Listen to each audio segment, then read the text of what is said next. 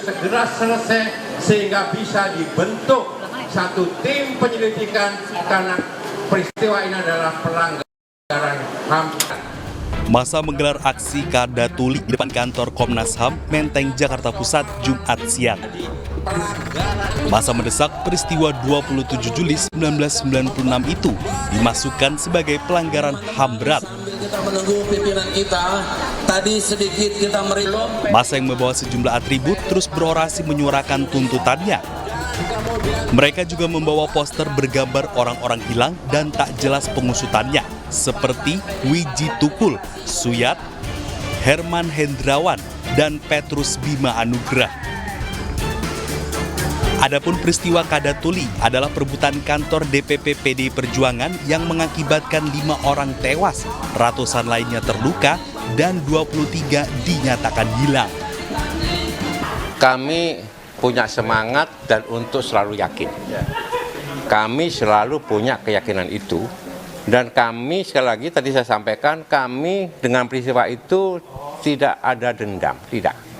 Ini bukan persoalan masalah dendam, tidak. Tapi kami tidak akan pernah lupa. Dan kami tidak ingin kebrutalan rezim Orde Baru yang membungkam sistem demokrasi, yang membunuh nilai-nilai demokrasi, yang mengintervensi kedaulatan partai, itu kami khawatir. Akibat aksi ini, Jalan Latu Hari-Hari Menteng, Jakarta Pusat ditutup sementara. Tim Liputan iNews melaporkan.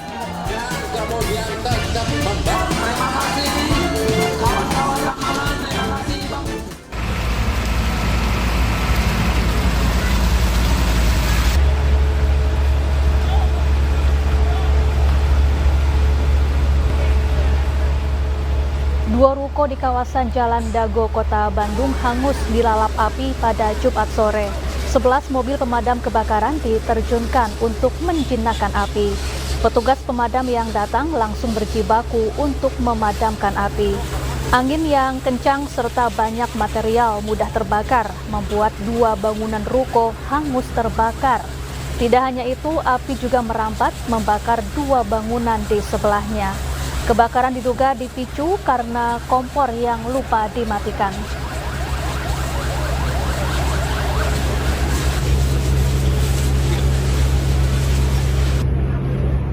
Depan pasar ruko.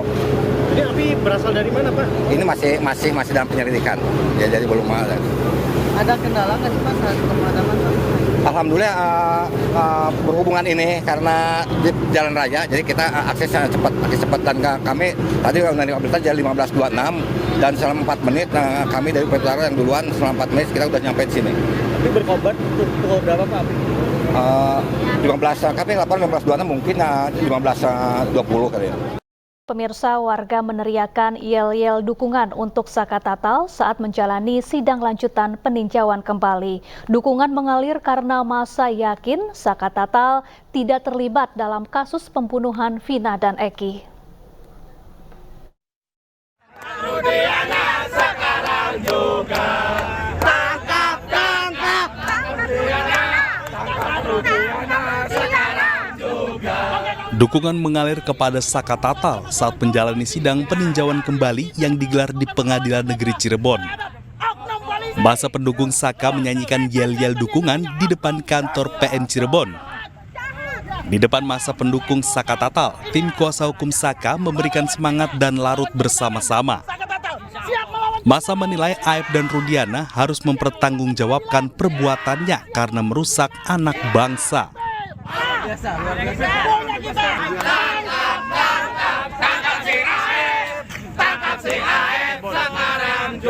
Saka Tatal juga diyakini tidak terlibat sama sekali dengan kasus pembunuhan Vina dan Eki. Hari ini yang kita hadir di sini oleh musababnya adalah perbuatan Rudiana.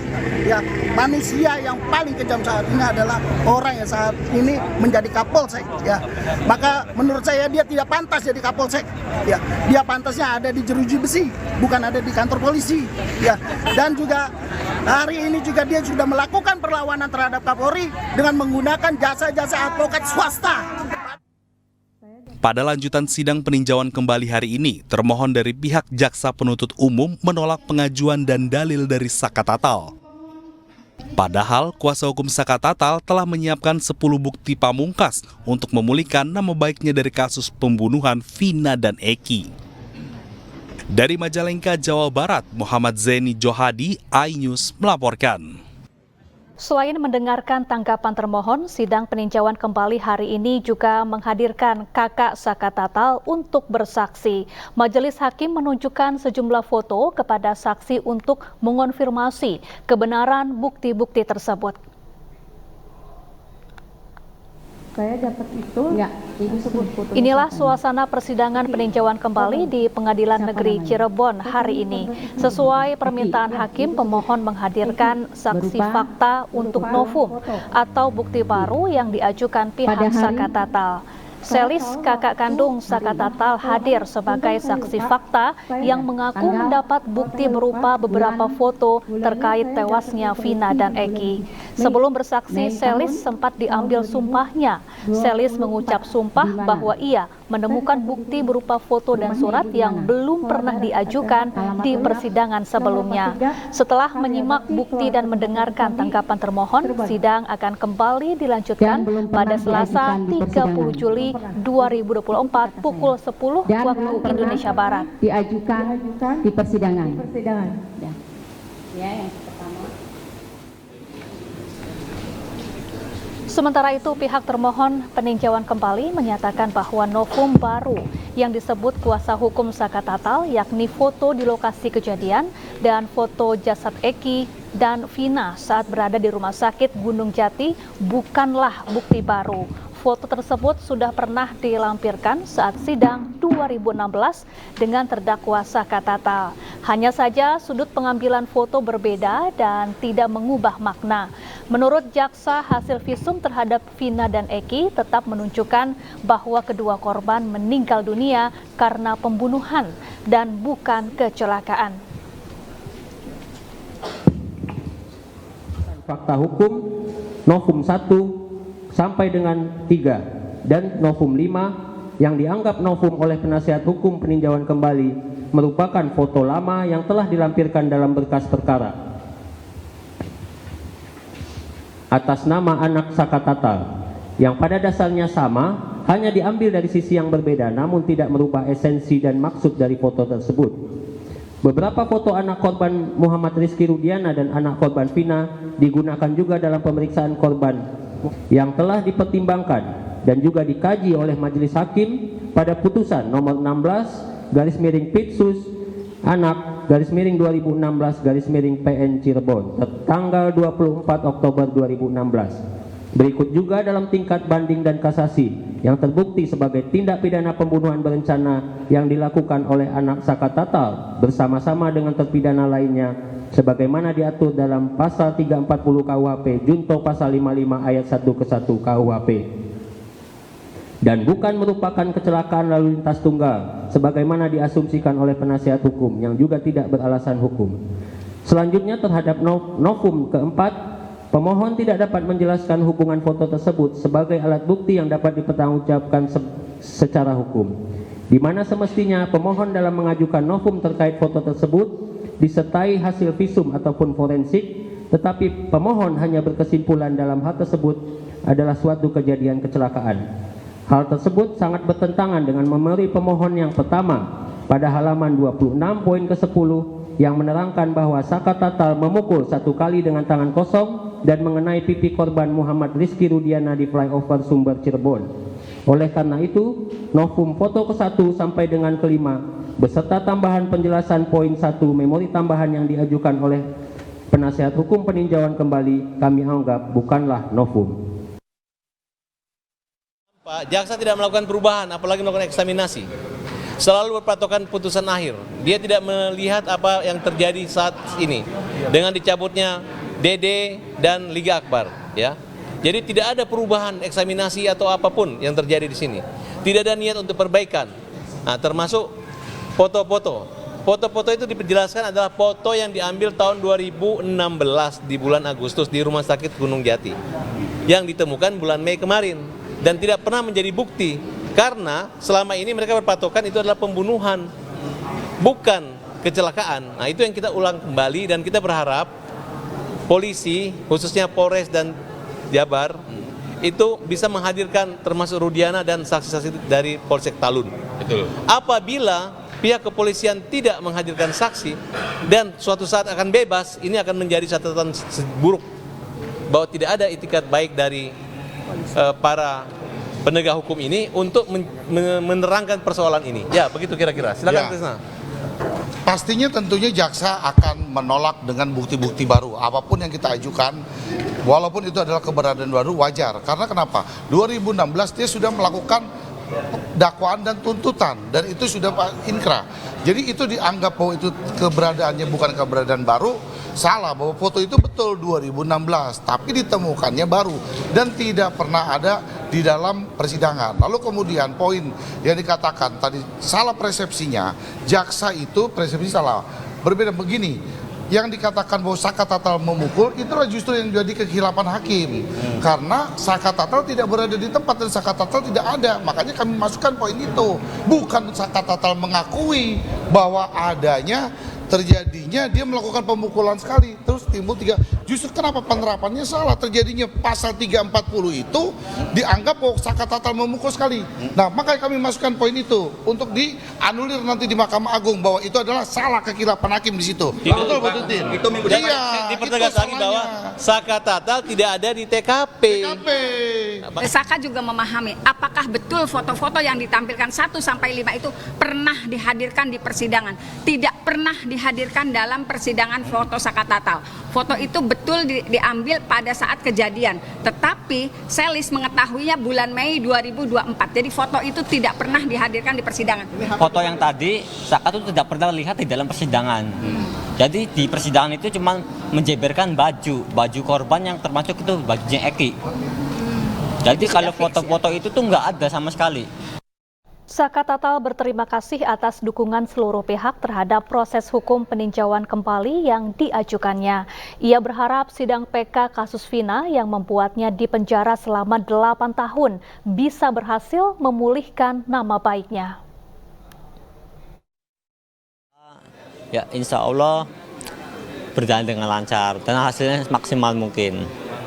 Jadi pendapat Saka ini semoga PK yang Saka ajukan ini jawabannya lebih maksimal mungkin apa yang diharapkan. Jadi Saka juga berterima kasih atas dukungannya buat teman-teman Saka ataupun dari warga Saka. Ada juga dari netizen juga atas dukungannya. Saka berterima kasih atas meluangkan waktunya, padahal Saka ini tidak pernah mengharapkan kedatangannya. Saka ini benar-benar kaget ada teman-teman yang rela kerjaannya ditinggalkan demi mendampingi Saka. Pemirsa, dalam dialog program Rakyat Bersuara, LPSK menyampaikan hasil penelaahan terpidana kasus Vina. LPSK menyebut Saka Tatal dan terpidana lainnya diduga menerima penyiksaan. Seperti apa ya, kami memang mendapatkan dari beberapa informasi ya. Kalau kami kan menelaah itu banyak yang kami temui ya. Ada kami temui juga pihak Polda, kemudian Irwasum, kemudian para terpidana, lalu kemudian juga beberapa saksi yang lain.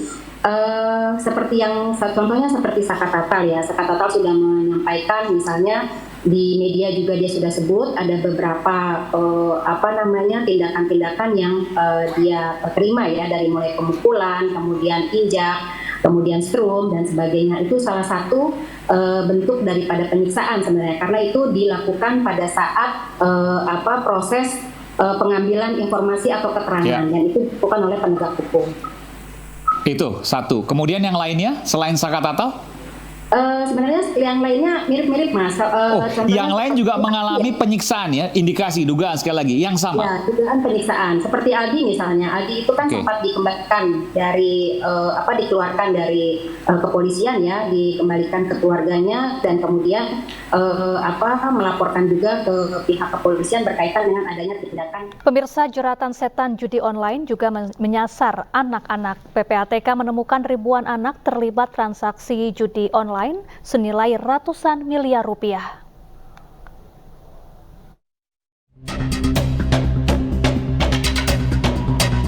Komisi Perlindungan Anak Indonesia bersama Pusat Pelaporan dan Analisis Transaksi Keuangan merilis data terbaru tentang transaksi judi online yang melibatkan anak-anak. Tak tanggung-tanggung, anak-anak yang terlibat transaksi judi online berjumlah hingga ribuan orang, dengan total nilai transaksi ratusan miliar rupiah.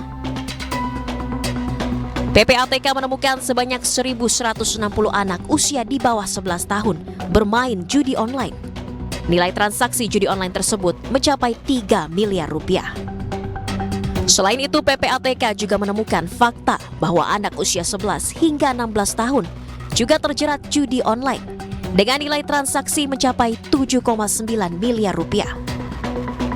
Sementara jeratan judi online terbanyak menyasar 191.380 anak dengan rentang usia 17 hingga 19 tahun. Total nilai transaksinya fantastis mencapai 282 miliar rupiah. Dengan data tersebut, total anak-anak yang terjerat modus judi online mencapai 197.054 orang. Dengan total nilai deposit mencapai 293,4 miliar rupiah. Kami menemukan memang luar biasa banyak transaksi yang terkait dengan anak-anak yang melakukan judi online. Itu bisa by concern atau memang keinginan dia sendiri. Tadi disampaikan itu bisa terkoneksi dengan yang namanya game online, atau memang tujuannya data anak itu dipergunakan dengan menggunakan rekening QQ dan segala macam untuk kepentingan judi online. Nah, PPATK menemukan perkembangan baru terkait dengan resiko ini terus meningkat kalau tidak dijaga. Ini akan magnitude-nya akan semakin besar. Tapi alhamdulillah Satgas bekerja dengan sangat kuat sehingga ini bisa terus kita secara preventif kita mitigasi.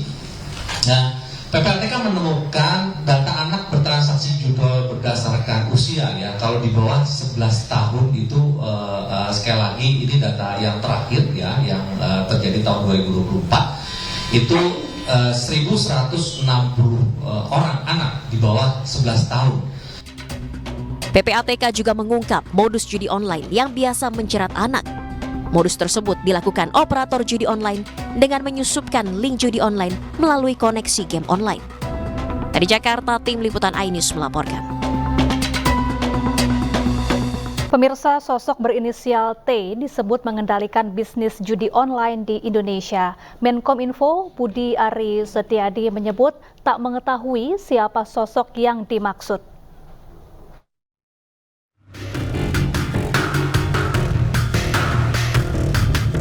Praktik judi online di tanah air dari tahun ke tahun kian meresahkan.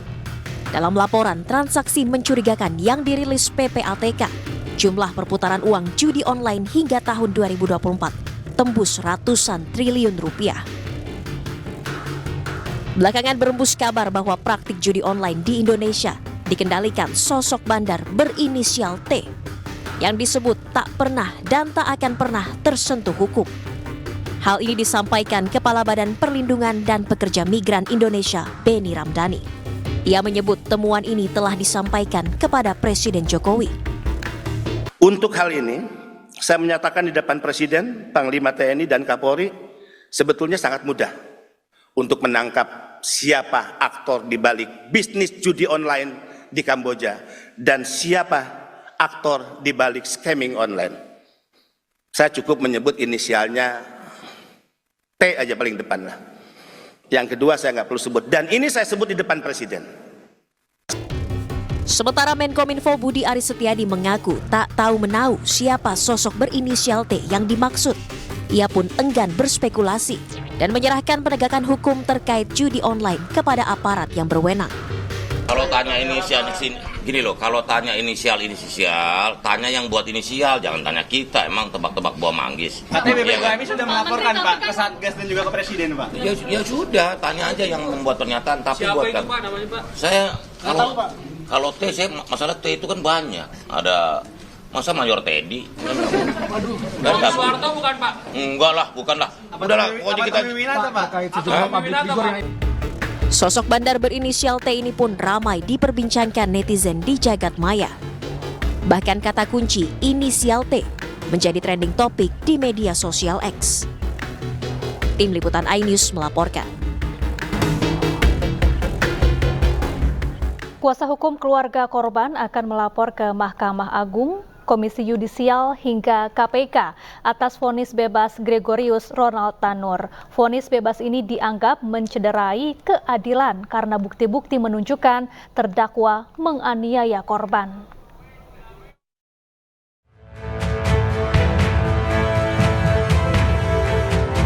Kecewa dan prihatin, tim Majelis Hakim Pengadilan Negeri Surabaya yang memvonis bebas terduga pelaku pembunuhan Gregorius Ronald Tanur dalam kasus pembunuhan pacarnya sendiri, Dini Sera Afrianti, di sebuah klub malam di Surabaya Oktober 2023 silam.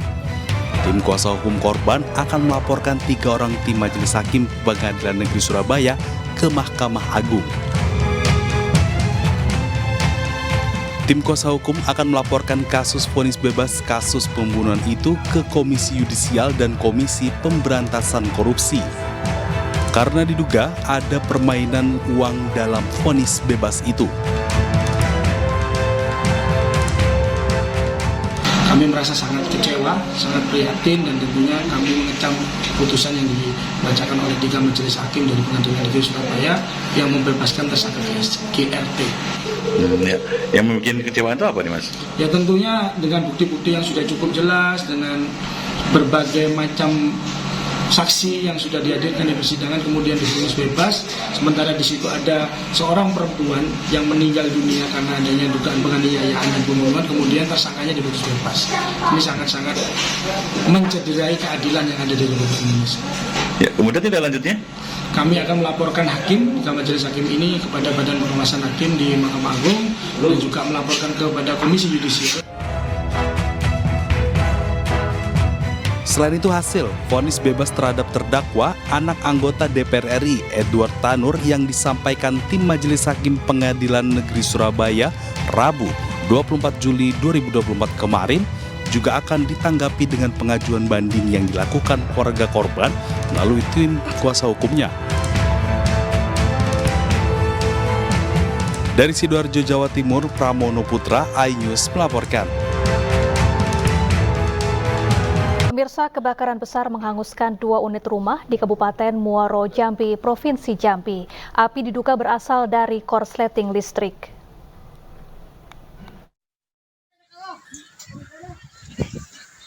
Inilah rekaman video amatir saat kobaran api melalap 2 unit rumah warga di Desa Londrang, Kecamatan Kumpeh, Kabupaten Muaro Jambi, Provinsi Jambi. Kobaran api yang terus membesar membuat warga kesulitan memadamkan api. Proses pemadaman api dilakukan tanpa bantuan dari tim pemadam kebakaran. Pasalnya Desa Londrang tak dapat diakses kendaraan roda 4. Warga pun memadamkan api dengan alat seadanya. Proses pemadaman berlangsung selama 1,5 jam.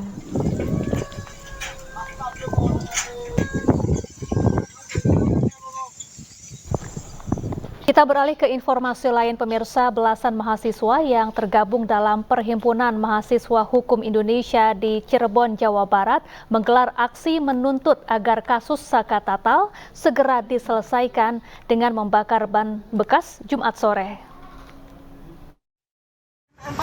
Atau kepentingan di dalam keluarganya. Mengapa demikian? Karena yang dibunuh itu teman-teman, dan karena yang dibunuh itu masyarakat yang menjadikan hal ini sebagai sektor yang harus... Mahasiswa yang tergabung dalam Perhimpunan Mahasiswa Hukum Indonesia atau Permahmi menggelar aksi di depan Pengadilan Negeri Cirebon, Jawa Barat. Mereka berorasi sambil membakar ban bekas menuntut Majelis Hakim Pengadilan Negeri Cirebon agar cermat dalam menangani persidangan peninjauan kembali Saka Tatal. Mahasiswa juga menuntut agar ayah Eki, Ibtu Rudiana, buka suara kepada publik terkait spekulasi rekayasa dalam kasus kematian Vina dan Eki, agar proses penanganan perkara ini bisa terbuka secara terang benderang. Mengapa demikian? Karena yang dibunuh itu teman-teman, dan karena yang dibunuh itu masyarakat yang menjadikan hal ini. Pemirsa, selain mendengarkan tanggapan termohon, sidang peninjauan kembali juga menghadirkan kakak Saka Tatal untuk bersaksi. Majelis Hakim menunjukkan sejumlah foto kepada saksi untuk mengonfirmasi kebenaran bukti-bukti tersebut.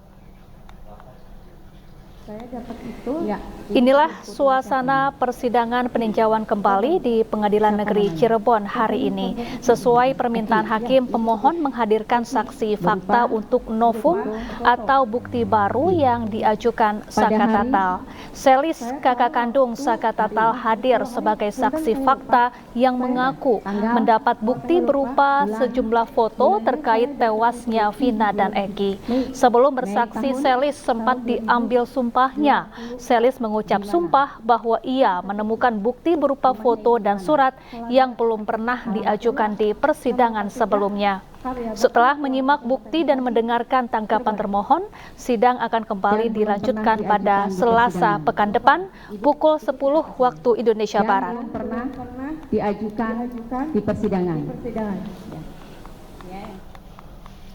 Ya, bukti-bukti baru dari kuasa hukum Saka Tatal diklaim jaksa merupakan bukti lama yang sudah pernah dihadirkan di persidangan kasus Vina dan Eki tahun 2016. Lantas, seberapa besar peluang Saka Tatal memenangkan sidang peninjauan kembali di Pengadilan Negeri Cirebon? Untuk membahasnya, kami telah terhubung dengan pakar hukum pidana, ada Profesor Hipnu Nugroho. Selamat malam, Prof. Hipnu, apa kabar?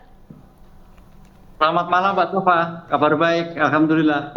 Baik, Prof, ini ada perdebatan di sidang hari ini terkait foto yang dijadikan sebagai novum. Jaksa menyebut bahwa foto itu pernah dilampirkan di sidang tahun 2016, sementara kuasa hukum Saka ini membantahnya. Tanggapan Anda, Prof? Ya, dalam hal perbedaan pendapat Mbak Safa, kita harus berbicara dua dimensi. Dimensi penasihat hukum selalu berpikir dari objektif yang subjektif. Subjektif apa? Untuk kepentingan kliennya, kan gitu. Tapi penuntut umum selalu berpikir dari subjektif karena ada korban meninggal, tapi berpikir objektif. Nah, dalam dua titik temu di sini, saya kira memang tidak pernah ada titik temu.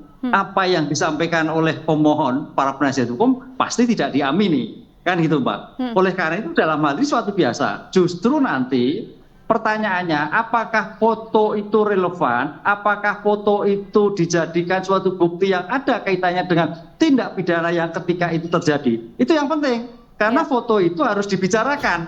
Foto itu harus dibuktikan. Foto itu harus dibunyikan. Bahwa Saka Tatal tidak pernah ada di tempat. Ini yang penting. Jadi tidak perdebatan fotonya, tapi dikuatkan foto itu dengan bukti-bukti yang lain. Baik. Itu Pak Saf. Baik, jadi Prof, bagaimana dengan kekuatan foto sebagai novum atau bukti baru? Apakah harus disertakan dengan keterangan lain, misalnya hasil visum atau sejenisnya, Prof? Iya, foto itu kan sebetulnya mengarah keberadaan Saka Tatal di tempat atau tidak. Alibinya kan gitu. Penasihat hukum mengatakan bahwa tidak di tempat, tapi oleh jaksa ada di tempat. Lah, ketika ada di tempat berarti ada melakukan dugaan tidak pidana. Ini yang perlu dibuktikan dulu. Jadi foto itu perlu, tapi foto itu harus ditunjang dengan bukti yang lain. Oh, betul Saka Tatal itu tidak ada terjadi. Buktinya apa? Foto-foto pendukung lainnya. Nah itu Pak. Foto itu juga didukung saksi-saksi yang lainnya. Syukur saksi kaitannya dengan telepon, HP, keberadaan tidak di tempat. Itu yang menarik. Jadi kalau memang hanya foto tok, itu saya kira masih kurang. Bukan tidak, tapi kurang. Sehingga harus bunyikan dengan bukti-bukti yang lain. Karena di sini perdebatannya antara ada di tempat dan tidak ada di tempat. Saya kira suatu yang mudah kalau seperti itu. Kalau hanya ada di tempat dan tidak di tempat. Bukti-bukti sekunder, bukti-bukti primer, saya kira muncul di dalam persidangan. Baik, gitu, Mbak. Lalu Prof, jadi bukti seperti apa yang sebaiknya dilampirkan dalam sidang PK ini yang menunjukkan keberadaan seseorang di TKP atau ketiadaan seseorang di TKP saat kejadian?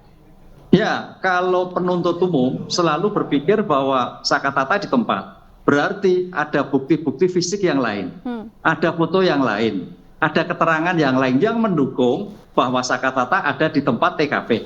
Itu yang pertama.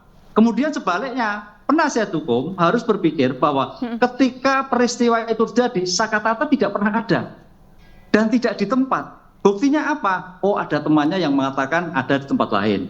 Oh, ada dokumen elektronik atau dokumen apa yang menyatakan hari itu pada suatu tempus dan deliktinya tidak ada di tempat. Itu baru. Di sini perbedaannya sangat sangat gamblang antara ada dan tiada. Sehingga bukti-bukti akurat itu saya kira nanti hakim akan memastikan, oh itu betul, oh itu tidak. Itu Mbak. Kecuali tentang bukti-bukti yang lain, kan itu.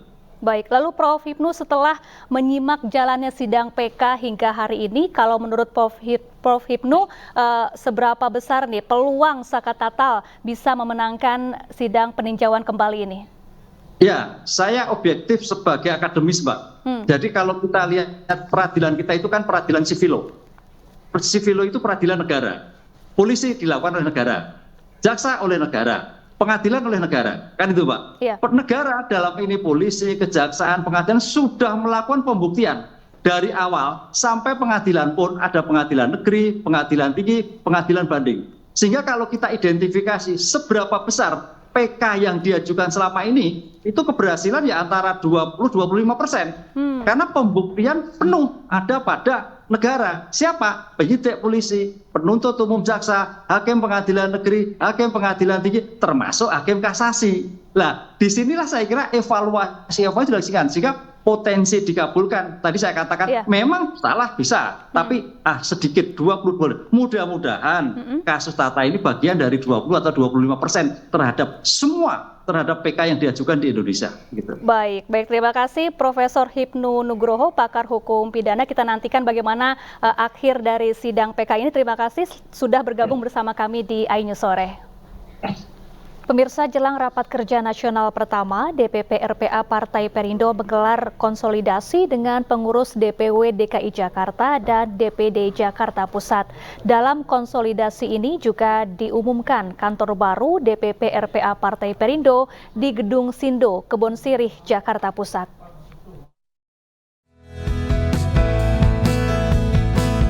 Relawan Perempuan dan Anak Perindo mengumpulkan seluruh pengurus DPW DKI Jakarta dan DPD Jakarta Pusat jelang rencana rapat kerja nasional pertama Desember mendatang. Rakernas digelar untuk menguatkan struktur organisasi sayap Partai Perindo ini hingga tingkat kecamatan dan rukun tetangga, serta membahas program kerja. Dengan adanya Rakernas ini kami akan mengumpulkan semua kader-kader kami dan juga sekaligus kami berbicara tentang struktur kami dan program-program yang harus disosialisasikan kepada masyarakat. Kita ini buat ini adalah satu bentuk gerakan kita. Kita bukan cuma bergerak sendiri, kita juga mau bergerak bersama dengan sayap-sayap yang lain, juga bergerak mulai dari sekarang sesuai dengan arahan Pak Haritanu Sudibyo. Dalam konsolidasi ini juga diumumkan kantor baru DPP RPA Perindo yang terletak di Gedung Sindo, Kebonsirih, Jakarta Pusat. RPA Perindo juga membantu para kader yang bekerja tanpa pamrih untuk memperjuangkan hak perempuan dan anak. Dari Jakarta, Rian Rahman, Sutrisno, iNews melaporkan. Pemirsa, Wakil Presiden terpilih Gibran Rakabuming Raka meninjau pelaksanaan uji coba makan siang bergizi di SDN Tugu Jebres, Kentingan, Solo, Jawa Tengah. Ratusan paket makan siang gratis dibagikan kepada siswa kelas 1 hingga kelas 6.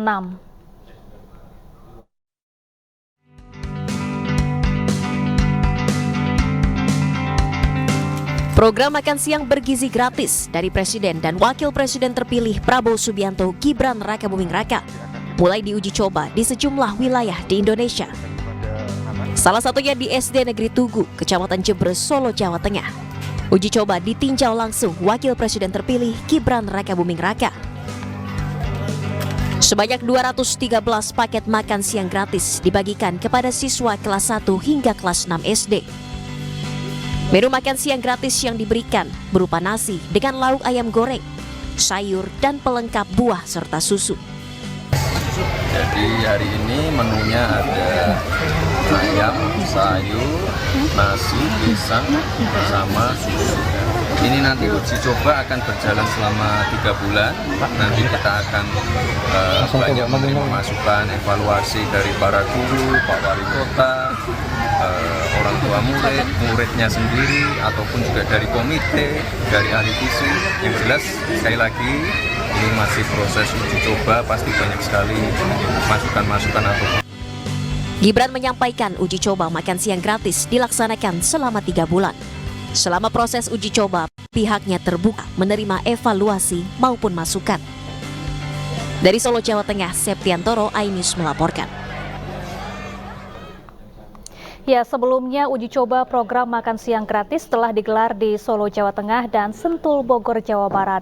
Ribuan paket makan siang dengan menu nasi, ayam, sayur, buah, dan susu dibagikan kepada siswa sekolah dasar. Dan pemirsa, usai sudah kebersamaan kita di iNews sore hari ini, setelah ini Anda bisa menyaksikan iNewsroom bersama Davi Pratama. Saya Syafaati Suryo, terima kasih dan sampai jumpa.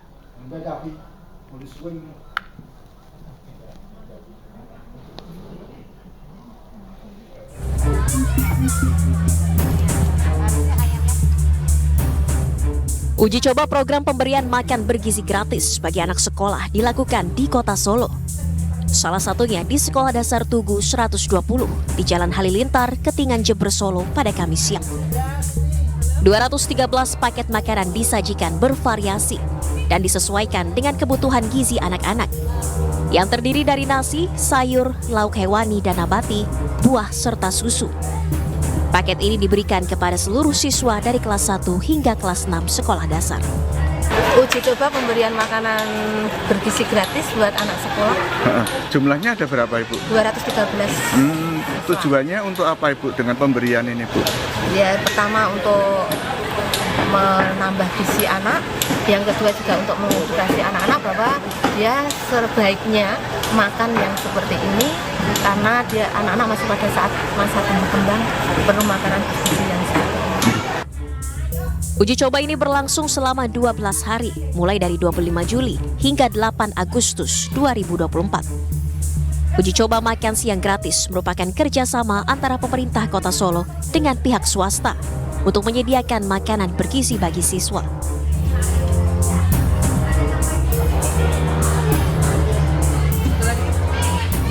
Selain di Solo, uji coba makan siang gratis juga digelar di 2 sekolah dasar di Sentul, Bogor, Jawa Barat.